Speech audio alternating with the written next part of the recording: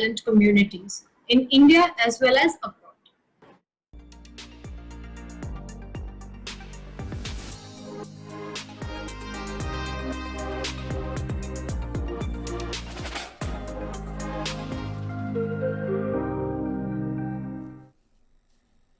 Hello and welcome to News on the Hour. In the next 1 hour, we'll get you all the latest news and updates from India and also across the globe. We'll touch upon the sports stories also and world news also. It's a power-packed 1 hour. First up, the headlines.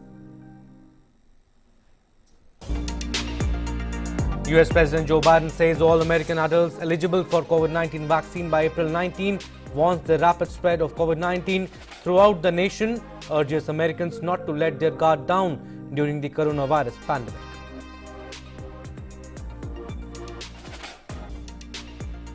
Last flyby of asteroid Bennu for NASA's OSIRIS-REx today. The spacecraft will observe the asteroid from a distance of about 3.7 km, the closest since sample collection event on October 2020.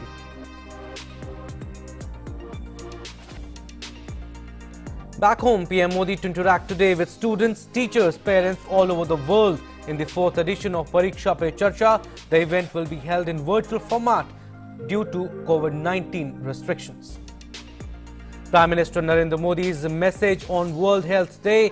PM reiterates commitment to support research, innovation in healthcare, says centre is taking numerous measures to ensure people get access to top quality and affordable healthcare.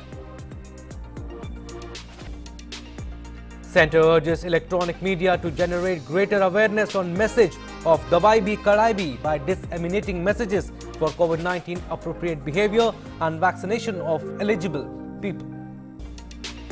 Last date of nominations for Phase 7, Phase 8 elections in West Bengal today. Also last date for withdrawal of Phase 6 nominations.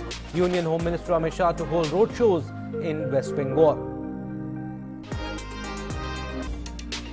And in sports, Indian hockey team start Argentina tour on a positive note. Beat reigning Olympic champions in first practice match. Will also play FIH Hockey Pro League matches against the hosts. Let's start with our top story. Reserve Bank of India's Governor Shaktikant Das will announce the bi-monthly monetary policy in a short while from now. After the monetary policy announcement, RBI Governor would interact with media persons through video conferencing. The meeting of the RBI's Monetary Policy Committee began its bi-monthly meeting on Monday. In the last meeting, RBI has not changed interest rates and decided to keep an accommodative stance to mitigate the impact of COVID-19 and until growth is revived on a durable basis. At present, repo rate is at 4% and the reverse repo rate at 3.35%.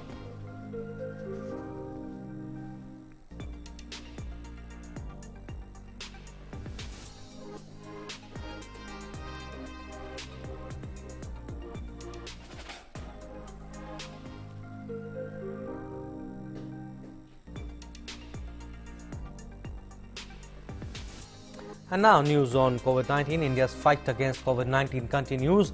The total cumulative recoveries stand at 1,17,92,135. The national recovery rate is 92.11%. Okay, we'll come to this story, but let's go live where Reserve Bank of India's Governor Shaktikant Das will announce the bi-monthly monetary policy. This is the monetary policy statement. The Monetary Policy Committee MPC met on 5th, 6th and 7th April 2021 and deliberated on current and evolving macroeconomic and financial developments, both domestic and global. The MPC voted unanimously to leave the policy repo rate unchanged at 4%. It also unanimously decided to continue with the accommodative stance as long as necessary to sustain growth on a durable basis and continue to mitigate the impact of COVID-19 on the economy while ensuring that inflation remains within the target going forward. The marginal standing facility, that is MSF rate and bank rate, remain unchanged at 4.2%. The reverse repo rate stands unchanged at 3.35%. Let me start by laying out briefly the MPC's decision and its underlying rationale. Since the last meeting Headline inflation, after moderating close to target rate in January 21, firmed up to 5% in February 21, primarily due to an adverse base effect. Looking ahead, the evolving CPI inflation trajectory is likely to be subjected to both upside and downside pressures. The bumper food grain production in 2021 should result in softening of cereal prices going forward. Mitigation of price pressures on key food items such as protein-based components and edible oils would also depend on supply-side measures and easing of international prices. The MPC noted that underlying inflation pressures emanate from high international commodity prices and logistics costs. The softening in crude prices seen in recent weeks, if it sustains, can assuage input cost pressures. The National Statistics Office (NSO) in its update on February 26, 2021, placed the contraction in real GDP at 8% for 2021. Prospects for 21-22 have strengthened with the progress of the vaccination program.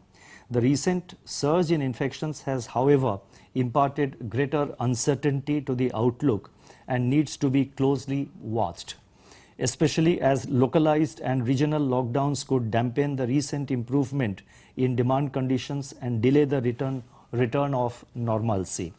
Against this backdrop, the MPC judged that the monetary policy should remain accommodative to support and nurture the recovery. In other words, the stance of monetary policy will remain accommodative till the prospects of sustained recovery are well secured, while closely monitoring the evolving outlook for inflation. Let me now provide an assessment of the growth and inflation position and the outlook. Let me focus first on growth. Global growth is gradually recovering from the slowdown, but it remains uneven across countries and is supported by ongoing vaccination drives, sustained accommodative monetary policies, and further sizable fiscal stimulus. World output is projected by the OECD to reach its pre-pandemic level by mid-2021, though it will be largely contingent on the pace of vaccine distribution and its efficacy against emerging variants of the virus. Stronger external demand should support India's exports and investment demand. In the domestic economy, the focus must now be on containing the spread of the virus as well as on economic revival, that is, consolidating the gains achieved so far and sustaining the impulses of growth in the new financial year 21-22. A key aspect of this strategy will be to strengthen the bedrock of macroeconomic stability that has anchored India's revival from the pandemic. This will help stakeholders in taking efficient spending decisions over longer horizons, thereby improving the investment climate. Public investment in key infrastructure sectors is a force multiplier with historically proven ability to revive the broader economy by directly enhancing the capital stock and productivity, and by attracting private investment. The focus of the Union Budget 21-22 on investment-led measures with increased allocations for capital expenditure, the expanded PLI scheme, the rising capacity utilization from 63.3% in Q2 of 2021 to 66.6% in Q3 of 2021 will reinforce the progress and the process of economic revival. In fact, firms engaged in manufacturing, services, infrastructure sector polled by the Reserve Bank in March 21 are optimistic about the pickup in demand and expansion of business activity into the financial year 21-22. Juxtaposition of high-frequency lead and coincident indicators reveals that economic activity is normalizing in spite of the surge in infections. Rural demand remains buoyant and record agricultural production in 2021 bodes well for its resilience. Urban demand has gained traction and should get fillip with the ongoing vaccination drive. The recent surge in COVID-19 infections, however, adds uncertainty to the domestic growth outlook amidst tightening of restrictions by some state governments. In India, we are now better prepared to meet the challenges posed by this resurgence of infections. Fiscal and monetary authorities stand ready to act in coordinated manner to limit its spillovers to the economy at large and contain its fallout on the ongoing process of recovery. There is concern around rising cases of infections, but as Martin Luther King Jr. had said, and I quote, "We must accept finite disappointment, but never lose infinite hope." The increase in international commodity prices since February policy and recurrence of global financial market volatility, like the bout experienced in late February, accentuates the downside risks. The upside risks, however, come from, number one, the vaccination programs being speeded up and increasingly extended to wider segments of the population. Second, the gradual release of pent-up demand. And third, the investment enhancing and growth supportive reform measures taken by the government. Taking these factors into consideration, the projection of real GDP growth for 2021-22 is retained at 10.5%, consisting of 26.2% in Q1, 8.3% in Q2, 5.4% in Q3, and 6.2% in Q4 of 21-22. Let me now focus on inflation. While headline inflation at 5% in February 21 remains within the tolerance band, some underlying constituents are testing the upper tolerance level. Going forward, the food inflation trajectory will critically depend on the temporal and spatial progress of southwest monsoon in its 2021 season. Second, some respite from the incidence of domestic taxes on petroleum products through coordinated action by center and states could provide relief on top of the recent easing of international crude prices. Third, a combination of international commodity prices and logistics costs may push up input price pressures across manufacturing and services. Taking into consideration all these factors, the projection for CPI inflation has been revised to 5% in Q4 of 2021, 5.2% in Q1 21-22, 5.2% also in Q2 of 21-22, 4.4% in Q3, and 5.1% in Q4, with risks broadly balanced. On March 31st, 2021, the government retained the inflation target at 4%, with the lower and upper tolerance levels of 2% and 6% respectively for the next 5 years, that is from April 21 to March 2026. An inflation rate of 4% over the medium term has now been successfully entrenched in the economic landscape. The experience with efficaciously maintaining price stability and the gains in credibility for monetary policy since the beginning of the inflation targeting framework in 2016 are reinforced by retention of the target and the tolerance band. From the time after the MPC was constituted in September 2016, average CPI inflation for the period October 2016 to February 2020, prior to the onset of COVID-19 pandemic, was 3.8%. down from average 7.3% during January 2012 to September 2016. Our research suggests that trend inflation has moderated during the flexible inflation targeting period to around 4% in the recent times. The experience during COVID-19 pandemic period has testified to the flexibility of the framework to respond to sharp growth inflation trade-offs and extreme supply-side shocks over the course of the business cycle. Monetary policy over the next 5 years would aim at consolidating and building upon the credibility gains of the first 5 years of inflation targeting, that is flexible inflation targeting. Let me now proceed and provide some guidance with regard to the liquidity position. In my statements over the past few policy announcements, I have been reiterating the Reserve Bank's commitment to ensuring ample liquidity, ample system liquidity in consonance with the accommodative stance of the MPC.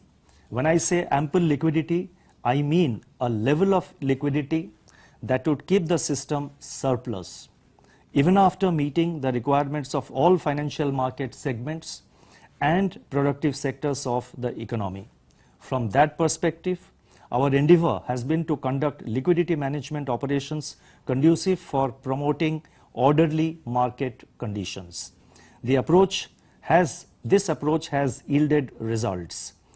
It has facilitated the successful completion of central and state government borrowing programs of close to 22 lakh crore at record low costs with elongated maturity during 2021. It has also facilitated significant amount of private borrowing through corporate bonds, commercial papers and debentures. It would be worthwhile to note that despite the recommencement of the 14-day variable rate reverse repo, that is VRRR auctions since January 15, liquidity absorbed through the fixed rate reverse repo has steadily increased from fortnightly average of rupees 4.3 lakh crore during January 16 to 29 to 4.9 lakh crore during January 30 to March 31st, 2021. Reflecting the surplus liquidity, reserve money has risen by 14.2% as on March 26 year on year, driven by currency demand, while money supply, that is M3, grew by 11.8% as on March 26, with bank credit growth at 5.6%. In view of the success of VRRR and given the rising levels of surplus liquidity, it has now been decided to conduct VRRR, that is variable rate reverse repo auctions of longer maturity as indicated in the revised liquidity management framework announced on February 6 last year. The amount and tenor of these auctions will be decided based on the evolving liquidity and financial conditions. This is a part of the liquidity management operations of the Reserve Bank of India, and it should not be read as liquidity tightening. I hope it is sufficiently clear and explicit, and nothing can be more explicit than that. In fact, by paying a higher rate of interest on liquidity absorptions through VRRR auctions, the RBI is indirectly expanding liquidity, and this is a point which needs to be kept in mind. Since mid-February this year, global financial markets have increasingly turned volatile, driven by a surge in sovereign bond yields over inflation concerns stemming from the edging up of international commodity prices as well as expectations of stronger growth. Bond market volatility and strengthening of the US dollar spilled over to the emerging markets.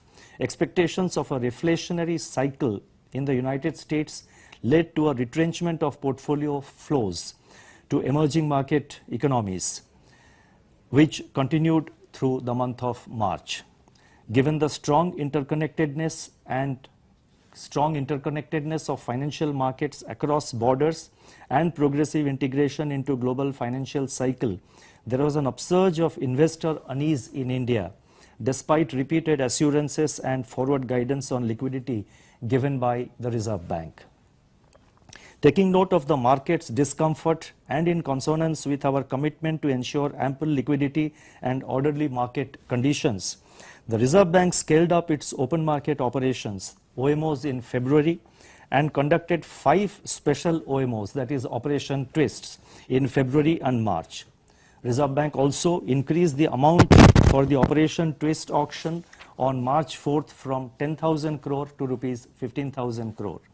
Reserve Bank also adopted an innovative asymmetrical special OMO, that is purchase of 20,000 crore and sale of rupees 15,000 crore on March 10, 2021 to reinforce the compression of term premia as well as to inject liquidity, which drew a favorable market response. These were clear signals that the Reserve Bank will support the market with adequate liquidity through the various instruments in its toolkit. The liquidity impact of OMOs could be gauged from the fact that we made net outright purchases amounting to rupees 3.13 lakh crore during 2020-21. For the year 21-22, drawing on experience, we have decided to put in place what is termed as a secondary market GSEC acquisition program. I repeat, a secondary market GSEC acquisition program, or GSAP 1.0, to give it a distinct character. Under the program, the Reserve Bank will commit upfront to a specific amount of open market purchases of government securities with a view to enabling a stable and orderly evolution of the yield curve amidst comfortable liquidity conditions. The endeavor will be to ensure congenial financial conditions for the recovery to gain traction. For Q1 of 21-22, therefore, it has been decided to announce a GSAP of rupees 1 lakh crore. The first purchase of government securities for an aggregate amount of rupees 25,000 crore under GSAP 1.0 will be conducted on April 15, 2021. The positive externalities of GSAP 1.0 operations need to be seen in the context of those segments of the financial markets that rely on GSEC yield curve as a pricing benchmark. In addition, the extension of held to maturity dispensation opens up space for investments of more than rupees 4 lakh crore. We will also continue to deploy our regular operations under the LAF, longer term repo, reverse repo auctions, forex operations and open market operations, including special OMOs, to ensure liquidity conditions evolve in consonance with the stance of the monetary policy and financial conditions are supportive of all stakeholders. While laying out the liquidity management strategy for 21-22, let me unequivocally state that the Reserve Bank's endeavor is to ensure orderly evolution of the yield curve, governed by fundamentals as distinct from any specific level thereof. Our objective is to eschew volatility in the GSEC market in view of its central role in the pricing of other financial market instruments across the term structure and issuers, both in the public and private sectors. This is a necessary prerequisite for nascent and hesitant recovery to firm up and become more durable. Needless to add, two-way movements in bond yields consistent with the fundamentals are quite normal from a market perspective. However, such movements should not be abrupt and disruptive if financial stability has to be preserved.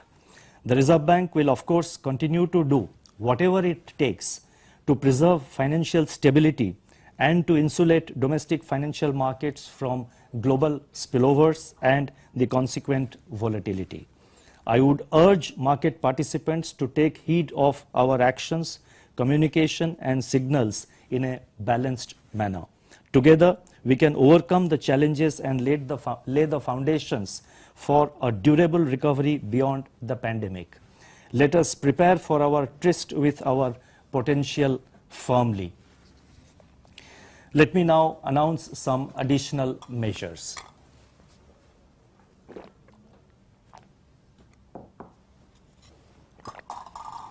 Against this backdrop and with a view to nurture the recovery, certain additional measures are being announced. The details of the measures are set out in the Statement on Developmental and Regulatory Policies, which is the Part B of the Monetary Policy Statement. As you would have noticed over the last 1 year or so, the announcements made under Part B of the MPC statement, which are outside the remit of the Monetary Policy Committee, have had significant role in enabling us as an economy to deal with the challenges emerging from the pandemic. We have also been able to undertake certain major reform measures and certain major policy. We have also announced certain policy decisions which have facilitated the creation of a better ecosystem for our economy to function, not only in the context of the pandemic, but even otherwise. The announcements are as follows. First, the first announcement relates to TLTRO on-tap scheme extension of deadline. With a view to increasing the focus of liquidity measures on revival of activity in specific sectors, the TLTRO on-tap scheme announced on October 9, 2020, which was made available up to March 31st, 2021, is now being further extended by a period of 6 months, that is up to September 30, 2021. Next announcement relates to liquidity facility for all India financial institutions. Special refinance facilities of rupees 75,000 crore were provided to all India financial institutions like NABARD, SIDBI, NHB and Exim Bank during April to August 2020. To nurture the still nascent growth impulses, it is felt necessary to support continued flow of credit to the real economy. Accordingly, liquidity support of rupees 50,000 crores for fresh lending during 2021 will be provided to all India financial institutions, and this will consist of rupees 25,000 crore to NABARD, rupees 10,000 crore to National Housing Bank and rupees 15,000 crore to SIDBI. The next announcement relates to enhancement of limit of maximum balance for payment banks. With a view to furthering the financial inclusion and to expand the ability of payment banks to cater to the growing needs of their customers, the current limit on maximum end-of-day balance of rupees 1 lakh per individual customer is being increased to rupees 2 lakh with immediate effect. Next announcement relates to ARCs, asset reconstruction companies. Asset reconstruction companies, that is ARCs, play an important role in the resolution of stressed assets. Their potential, however, is yet to be fully realized. It is therefore proposed to constitute a committee to undertake a comprehensive review of the working of ARCs and recommend measures to enable these entities to meet the growing requirements of the financial sector. Next relates to permitting banks to on-lend through NBFCs. Recognizing the key role played by NBFCs in making credit available to the last mile, bank lending to registered NBFCs other than MFIs for on-lending to agriculture, MSME and housing was permitted to be classified as priority sector lending. This dispensation, which was available from 13th August 2019 till March 31, 2021, is being further extended for another 6 months up to September 30, 2021. Next announcement relates to enhancement of loan limit against negotiable warehouse receipts. With a view to encouraging farm credit to individual farmers against pledge hypothecation of agricultural produce, it has been decided to enhance the loan limit under priority sector lending from rupees 50 lakh to rupees 75 lakh per borrower against pledge or hypothecation of agricultural produce backed by negotiable warehouse receipts as well as electronic negotiable warehouse receipts issued by warehouses registered with the Warehousing Development and Regulatory Authority. For other warehouse receipts, the loan limit for classification under PSL will continue to be rupees 50 lakh per borrower.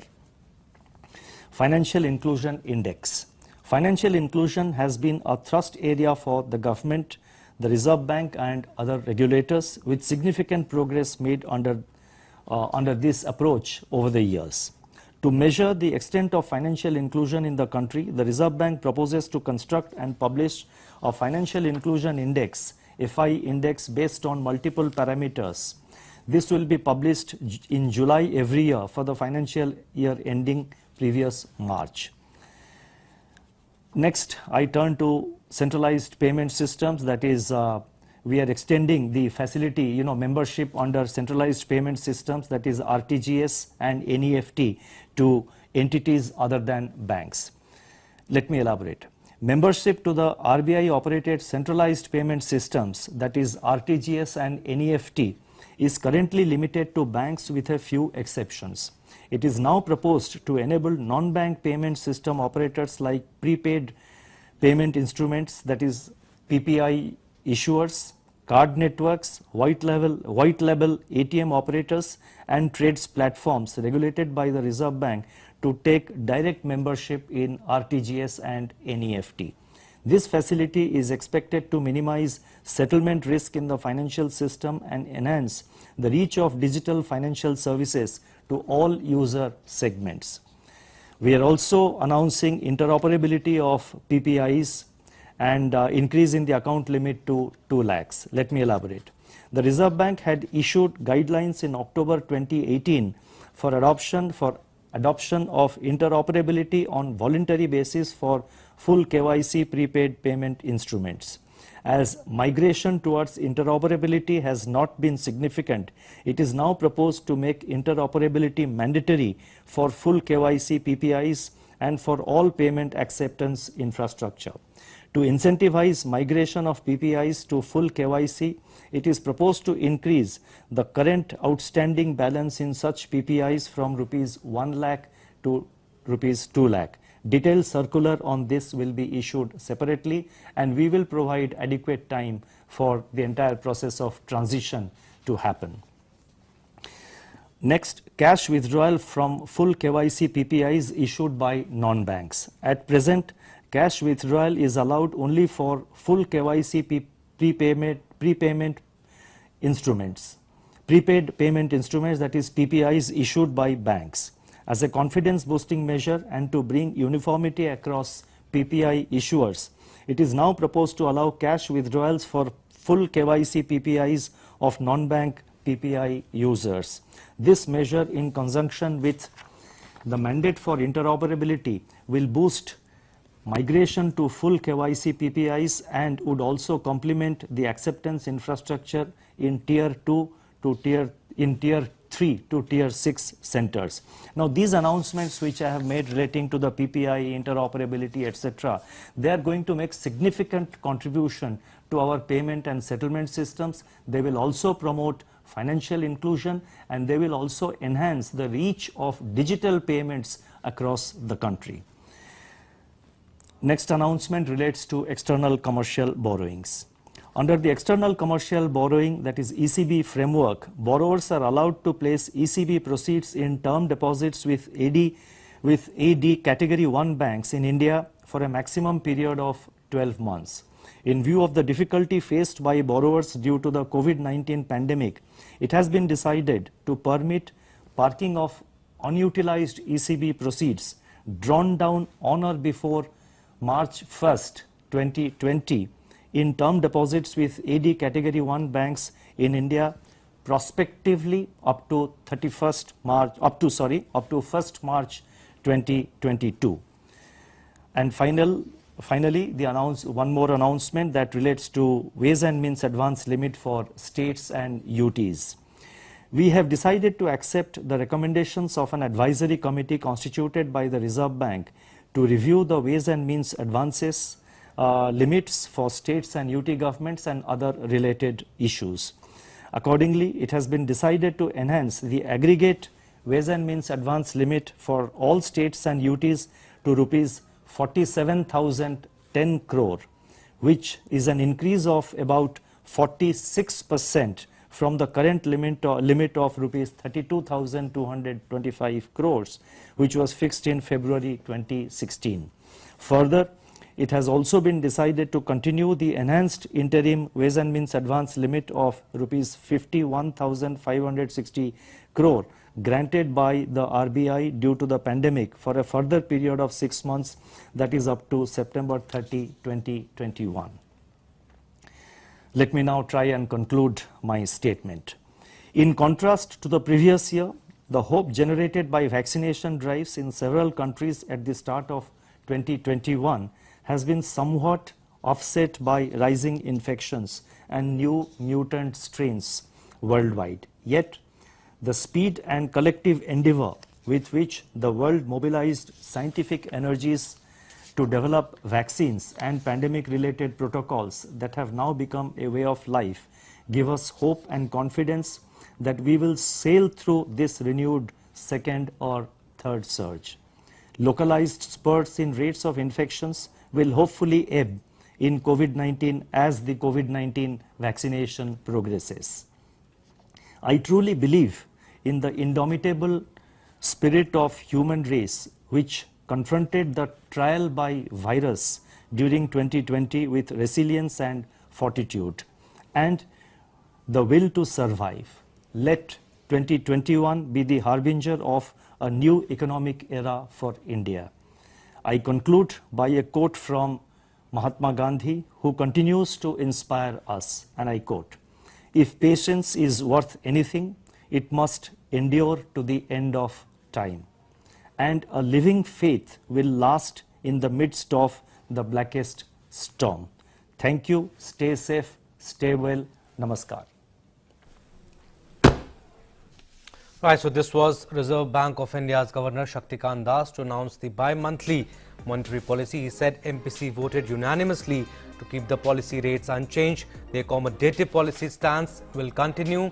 This means the repo rate is maintained at 4% and the reverse repo is 3.35%. He also said focus should be on to curb the virus and economy revival. Global growth is gradually recovering from slowdown but remains uncertain. Vaccine distribution he mentioned, and its efficacy is key to global economic recovery, and GDP retained at 10.5% of the financial year 2021 and 2022. He also spoke on the inflation, CPI inflation at 5%. He mentioned the stats, which is Q4 financial year 2021 versus 5.2% forecast earlier, and the MPC forecast CPI inflation of 5.2% in Q1 and Q2 of financial year 2022. So 4.4% in Q3 and 5.1% he mentioned in Q4. And he also said that RBI is indirectly expanding liquidity. Completion of central and state government borrowing of rupees 22 lakh crore at record low rate. RBI Governor announced secondary market GSEC acquisition program 1.0 to purchase rupees 25,000 crore of GSEC on April 15 under GSEC acquisition program. He also said that TLTRO scheme is being extended by 6 months up to September 30th, 2021. And Shaktikant Das, he also said that RBI will support the market with adequate liquidity via its various toolkits. So this is basically the summary of what RBI Governor Shaktikant Das said. And to talk more on this, our correspondent Shama Mishra is joining us on the phone line. Shama, what do we understand from RBI Governor's address? No change in interest rates at all, and GDP retained at 10.5%. Right, as we are talking about the beginning of the new year, new financial year, and we did see that the tone of the governor will be that where the emphasis is laid, and that is why the markets, if you see, the markets are totally doing in the green zone because it was on expected lines, and like we already mentioned that governor, it was expected that this governor would be maintaining status quo, the LPC would be maintaining status quo, and that is what has happened. Apart from this, the tone of the governor, whatever he says, would be of much relevance because this is the start of the new financial year, and we are also seeing that new rising cases of coronavirus, the second wave has hit us hard, and that is why how our economy should be growing, how our economy, which direction it is going, and how the Reserve Bank of India would be supporting it. These words were important, and all the pointers have been laid out. Financial inclusion, the financial inclusion, or GSEC market, or supporting the market, everything has been said in that. We also mentioned the Reserve Bank of India's important priority. The priority is having a check on the inflation target and whether it is there in the target or not. Lately, we saw that the inflation target was retained at 4%, given plus or minus 2%. That is from 2% to 6%. So if it is in this range, then it would be in the tolerance level of the Reserve Bank of India. And in February, we did see that it was within the tolerance level at 5%. But going forward, Governor has mentioned that this could be going upwards and this could be, a thing of a worrying problem for the Reserve Bank of India. And that is why going forward, the inflation projection has been also given for year ending the first quarter four of 2020-2021 has been set up at 5%. Then the Q1 for the new financial year would be at 5.2. Q2 is also 5.2. Going forward, it's 4.3, and then again in 5%. So all the projections have been laid out. Apart from this, you also saw the GDP projection has also been given at 10.5%. That is also retained, so no changes in that. Going with this particular tone, it is expected that even with the rising cases that is happening in the states like Maharashtra, Kerala, Madhya Pradesh, and Chandigarh and elsewhere also. So this has been, seen that the manufacturing will pick up. The rural demand is strong, he mentioned. Even the urban demand will be coming soon on track. So seeing the entire picture, it does show that there would be, positive signs in the manufacturing sector, in the service sector, in the demand area, which is one of the most important factors for the growth of the economy, to drive the economy. And that is why we did see here that all the points that has been laid out by the governor, it has been well taken by the markets and also by the industrialists and rest of the people of the country. Right, Shama, you said manufacturing expected to keep pace in 2022, and he also said focus should be on to curb the virus and also the economy revival. Thank you, Shama. Thank you for giving us those vital inputs. We'll slip into a very short break. On the other side, more stories.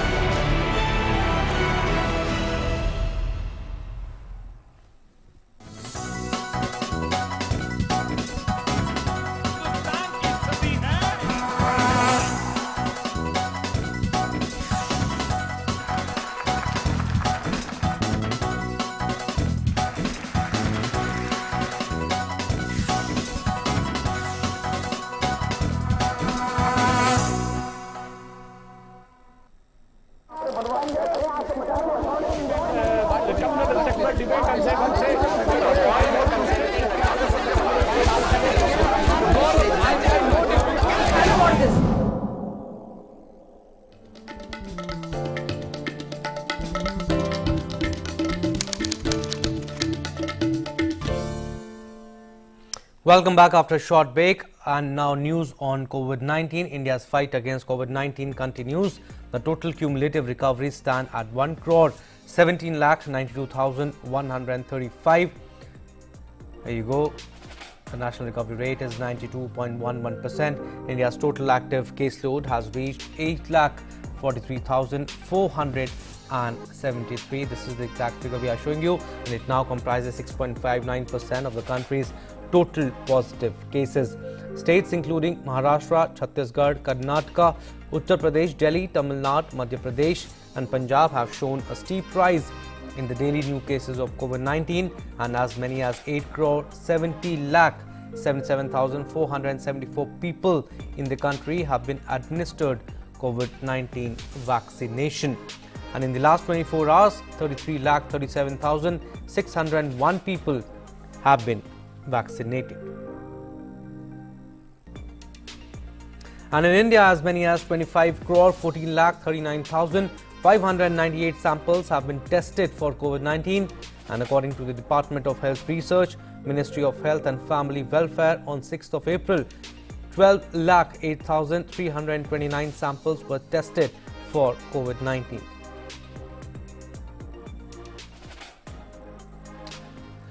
Moving on to our next story, the Information and Broadcasting Ministry has urged private TV channels to generate greater awareness on the message of Dawai Bhi Kadai Bhi by disseminating messages for COVID-appropriate behavior and vaccination of eligible persons. The ministry has issued an advisory to all private television channels in view of the rising COVID-19 cases in the country.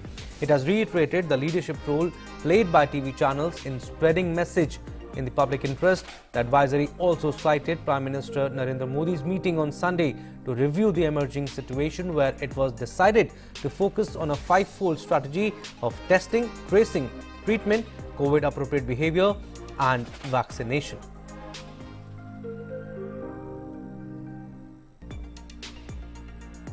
And World Health Day is being observed today. The theme for this year's World Health Day is building a fairer, healthier world for everyone. Prime Minister Narendra Modi took to Twitter and said, World Health Day is a day to reaffirm our gratitude and appreciation to all those who work day and night to keep our planet healthy.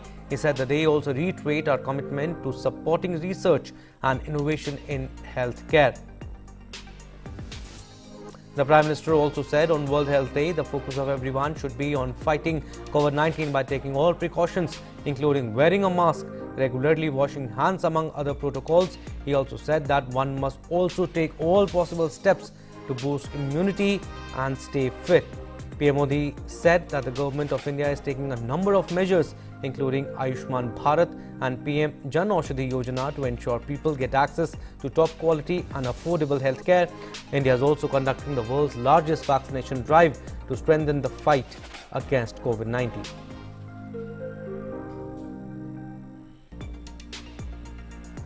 And Union Minister for Health and Family Welfare, Dr. Harshvardhan, tweeted that on World Health Day, people should remember the golden rule of eating right, keeping fit to nurture the only wealth that truly matters. This is what Health Minister Dr. Harshvardhan tweeted on Health Day.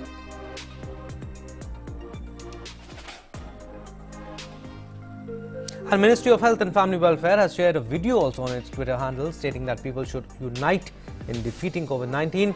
Through the video, the government asked all the citizens to get vaccinated when their turn comes. People have been asked to wear masks, practice social distancing, maintain hand hygiene and avoid crowded places.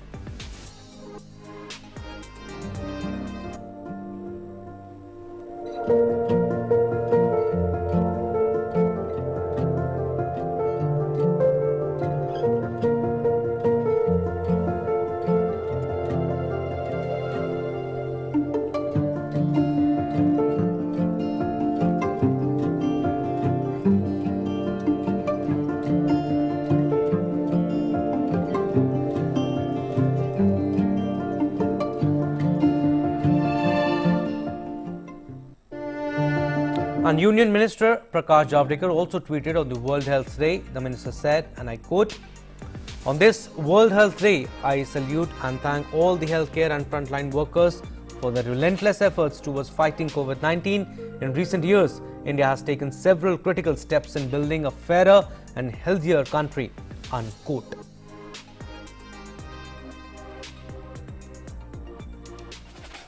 Now to some international news, and let's now take a look at updates on COVID-19 from across the world.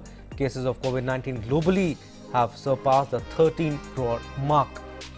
And over 13 crore, 30 lakh people worldwide have so far tested positive for COVID-19, while more than 10 crore 72 lakh have recovered from coronavirus. The deadly virus has so far claimed more than 28 lakh 85,000 lives globally, and the United States continues to be the worst affected country by COVID pandemic. More than 3 crore 15 lakh people have tested positive for the coronavirus in the US so far, and over 5 lakh 70,000 people have died of COVID-19 in the US.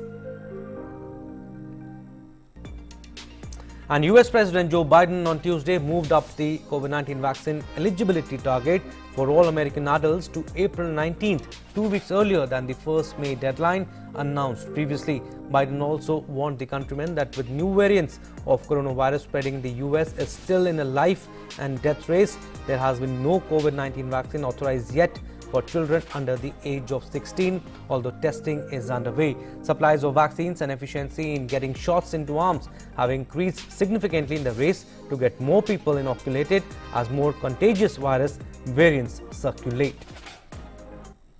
On March the 11th, I announced that I was opening up all vaccination sites to all adults by May 1st. Many governors, Democrats and Republicans, responded and decided to beat that date, which was good. Thanks to their hard work and the hard work of the American people and the hard work of my team, I'm announcing today that we're moving that date up from May 1st to April 19th nationwide. That means by no later than April 19th, in every part of this country, every adult over the age of 18 or older will be eligible to be vaccinated. The virus is spreading because we have too many people who, seeing the end in sight, think we're at the finish line already. But let me be deadly earnest with you. We aren't at the finish line. We still have a lot of work to do. We're still in a life and death race against this virus. So, big step taken by the US, and earlier Biden toured a vaccination site at Virginia Theological Seminary in Alexandria. And at the center, the president thanked workers and people who are getting vaccinated. The US government has ramped up the pace of vaccination as it works to end the COVID-19 pandemic. States with limited vaccine supply initially limited early doses to higher risk groups such as the elderly people.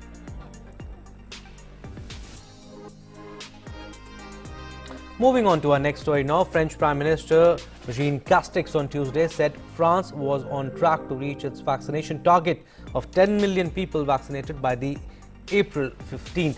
Castex visited the Stade de France, a stadium-turned-largest vaccination center in France. The stadium's vaccination center aims to give 10,000 jabs per week. Long queues were seen around some of the stadium's gates on Tuesday, and as of now, only people aged 70 and above and those with comorbidities factors aged 50 and above can book appointments for vaccinations in France.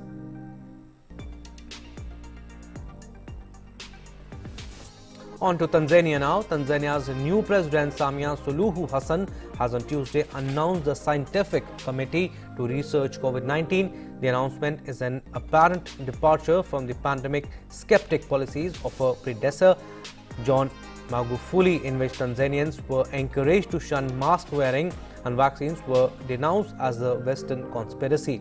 Hassan announced a new body to carry out scientific research. I intend to form a committee of experts to have an in-depth look at the issue of COVID-19 and look at the remedies that we're being told will help us, expertly and in depth, and then they can advise the government. We cannot keep silent on it, accept it or deny it without expert research findings. And in Colombia, a 104-year-old woman has recovered from the COVID-19 for the second time. The elderly woman received an ovation from hospital staff as she was discharged after spending 21 days in the hospital fighting the deadly virus. She was diagnosed with COVID-19 for the first time in June 2020. After being vaccinated in February this year, she tested positive for the virus for the second time in the beginning of March and was admitted to ICU.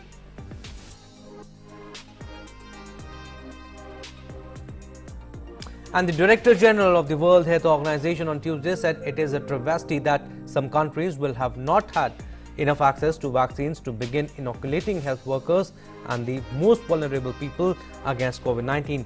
He added that increasing the production and equitable distribution are the major barrier to put an end to the acute stage of the coronavirus pandemic. Scaling up production and equitable distribution remains the major barrier to ending the acute stage of this pandemic. It is a travesty that in some countries health workers and those at risk groups remain completely unvaccinated.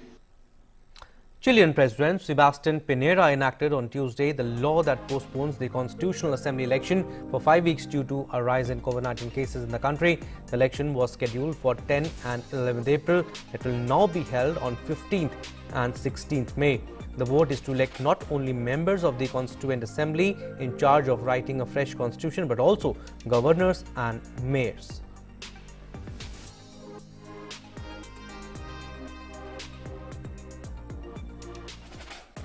And Israel's new parliament was sworn in on Tuesday, giving the country a new legislature amid an unprecedented political stalemate after an inconclusive election. The ceremony took place hours after a skeptical president, Reuven Rivlin, invited Prime Minister Benjamin Netanyahu to form a new government. The country's longest-serving leader in power consecutively since 2009 now faces the tough challenge of enlisting enough allies for a governing coalition. And under law, Netanyahu will have 28 days to do so, with the possibility of a 2-week extension before President Reuven Rivlin picks another candidate or asks Parliament to choose one. Continued deadlock could ultimately result in a new election.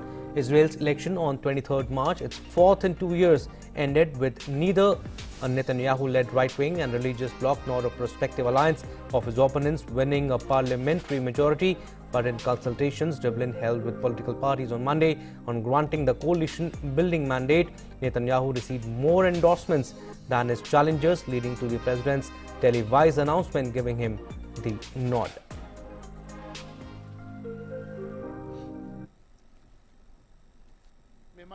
Given this state of things, where there is no majority of 61 Knesset members supporting a specific candidate, and in the absence of other considerations indicating the chances of any of the candidates to form a government, I have come to my decision according to the map of recommendations, which indicates that Knesset member Benjamin Netanyahu has a slightly higher chance of forming a government. Accordingly, I have decided to entrust him with the task of forming a government. This is not an easy decision to me morally and ethically. Spain now, a group of migrants were rescued on Tuesday, traveling by dingy 9 miles south of Gran Canaria.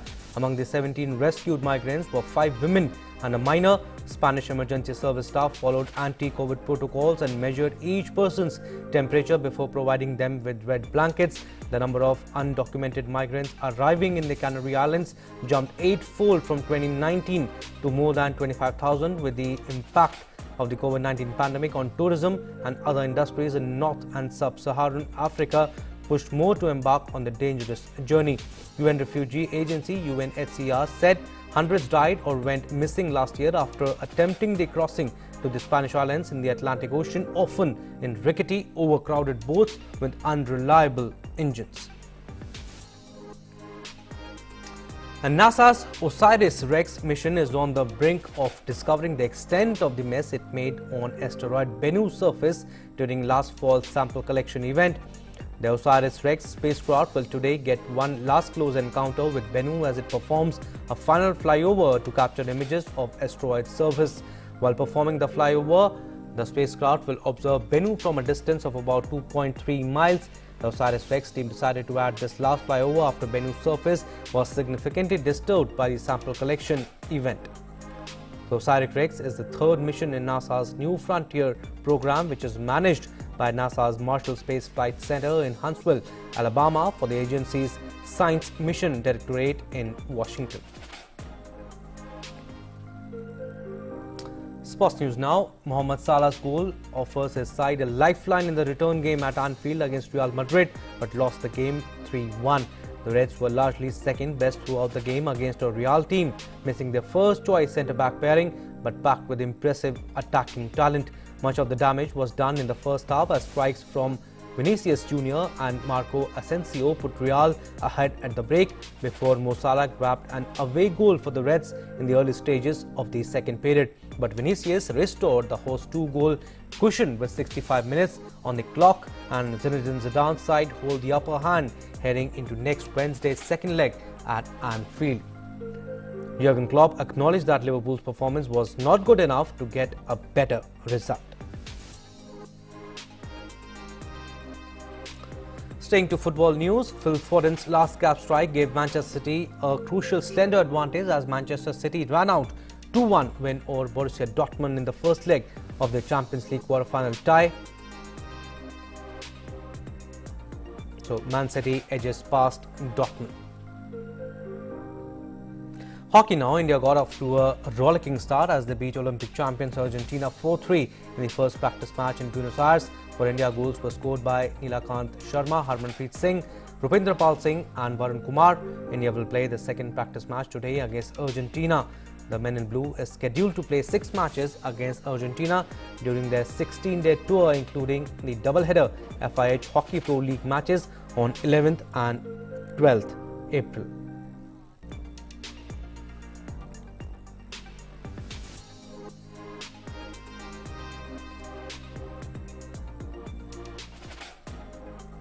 Right, that's all we have in News on the Hour. But before we go, it's mandatory.